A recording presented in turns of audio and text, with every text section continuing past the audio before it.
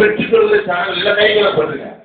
விண்ணப்பித்த சந்தோஷத்தை பெற்றுக்கொள்கிற ஜனங்கள் இல்லாதனால கடவுளுக்கே ஆச்சரியமா இருக்கு. ஏன்னா இவருக்கு எப்படி கடவுளை கேட்கறதுன்னு தெரியல, எங்க போய் கேட்கறதுன்னு ஜனங்களுக்கு தெரியல.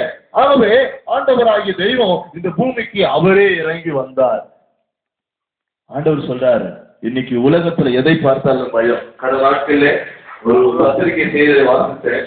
சுமார் திண்டுக்கல் மாவட்டத்துல சுமார் 75,000 சின்ன பிள்ளைங்க, இங்க இதாக பார்த்தீங்களா, இந்த சின்ன பிள்ளைங்க மாதிரி திண்டுக்கல் மாவட்டத்துல மட்டும் 75,000 பிள்ளைங்க மனநிலைமை பாதிக்கப்பட்டிருக்கிறாங்களாம்.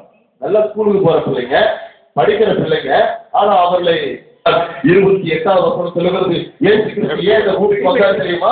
வருத்தப்பட்டு பாரம் சுமக்கிறவர்களே, எல்லோரும் இடத்துல வாருங்கள், நான் உங்களுக்கு இளைப்பாறுதலை கொடுப்பேன். அந்த ஏன் இந்த பூமிக்கு ஏன் வந்தாரு, ஏன் வந்து குழந்தையா பிறந்தாரு அப்படின்னு சொல்லி சொன்னா, நம்முடைய பாரங்கள் எல்லாம் என்ன செஞ்சாங்க, அவங்களும் குடிக்க ஆரம்பிச்சுட்டாங்க. ஏன்? அவர்கள் எதிர்பார்க்கிற சந்தோஷம் அவங்களுக்கு இல்ல, கிடைக்கல.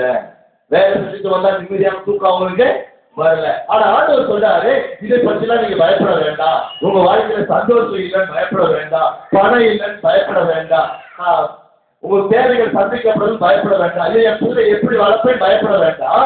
நான் உங்களுக்கு ஆசீர்வாதத்தை கொடுப்பேன். அதற்காகத்தான் இந்த பூமிக்கு நான் குழந்தையா பிறந்து வந்தேன். எதுக்காக வந்தாரா?